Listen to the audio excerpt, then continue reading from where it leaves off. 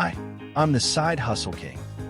Today I'm breaking down why Uber driver strikes fail, who actually benefits from them, and what I believe is a more effective way for drivers to push back and improve pay and working conditions. Uber driver strikes don't work.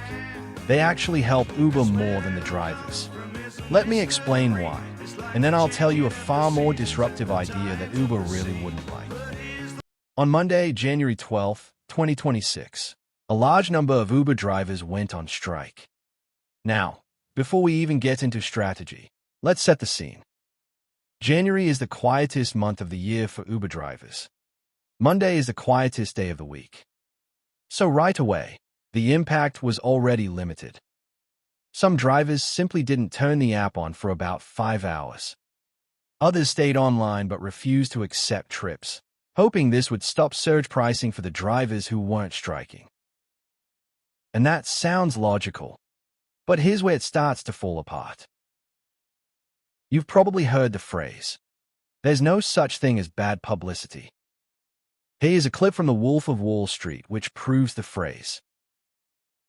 Hatchet job. This conniving little twat. Look at this. The Wolf of Wall Street, they call him. Look. Your hair looks good. Oh, my hair looks Yeah. good. Jordan Belfort, sounding like a kind of twisted Robin Hood who takes from the rich and gives to himself and his merry little band of brokers. Read that. Read it. Listen, there is no such thing as bad publicity, sweetheart. Read the article. Jordan, you look great.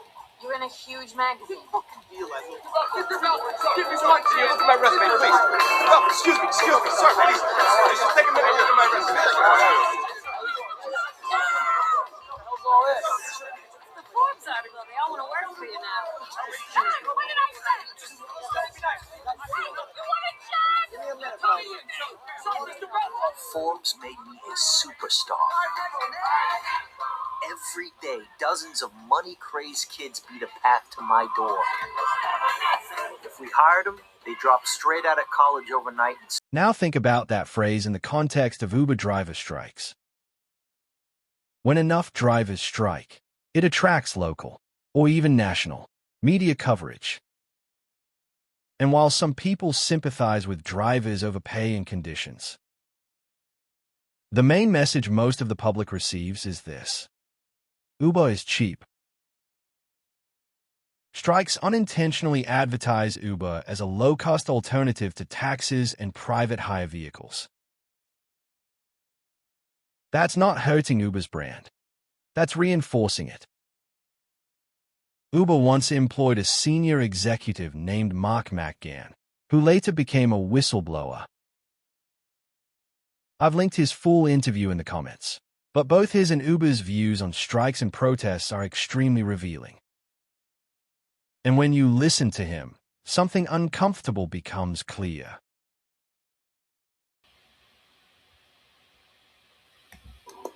The impression that Uber was getting a free ride from governments sparked a furious backlash in cities across the world, including in Paris in 2015.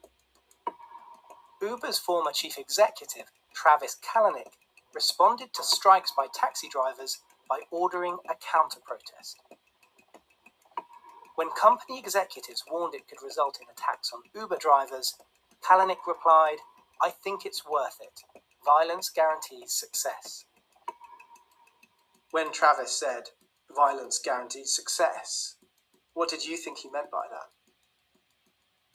I think he meant that the only way to get governments to change the rules and legalize Uber and allow Uber to grow as Uber wished would be to keep the fight, to keep the controversy burning. And if that meant Uber drivers going on strike, Uber drivers doing a demo in the streets, Uber drivers blocking Barcelona, blocking Berlin, blocking Paris, then that was the way to go. Isn't that dangerous? Of course it's dangerous. It's also, in a way, very selfish. Uber doesn't fear strikes. They benefit from them. Strikes give Uber free publicity. They remind customers the service is cheap. And they also help apply pressure on governments to loosen regulations. So here's the real question you need to ask yourself. Who actually gains more from Uber driver strikes? The drivers or Uber? If striking isn't the answer, then what is? I believe drivers should still strike, but in a completely different way. Here's the idea. On strike day, drivers turn the app on. They accept trips, but they don't drive to the pickup. Eventually, the rider cancels. And if this happens to the rider more than once, they're going to complain. Now imagine this scenario.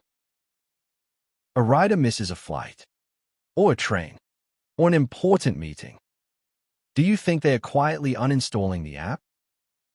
Or do you think they are calling Uber's customer service immediately? One thing we know for sure about Uber: they hate customer complaints. When large numbers of customers complain, Uber acts fast, not slowly, not eventually, fast. This kind of strike targets Uber where it actually hurts: customer trust and reliability. And as a bonus, this approach also limits surge pricing for drivers who aren't striking. Now, let's be clear, this idea isn't without risk. Accepting a trip without the intention to complete it violates Uber's community guidelines. Traditional strikes send the wrong message and often help Uber more than drivers. If drivers want real leverage, the pressure needs to come from the people Uber listens to most: their customers. Let me know what you think in the comments. Is this idea smart or too risky?